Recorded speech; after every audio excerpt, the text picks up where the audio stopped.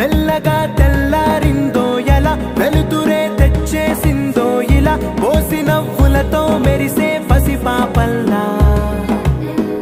చేదతో బావులలో గలగల చెరువులో బాతుల ఈతల కళ చేదుగా ఉన్న వేపను నమిలే వేళ చుట్ట పొగ మంచుల్లో చుట్టాల పిలుపుల్లో మాటలే కలిపేస్తూ మనసారా మమతల్ని పండించి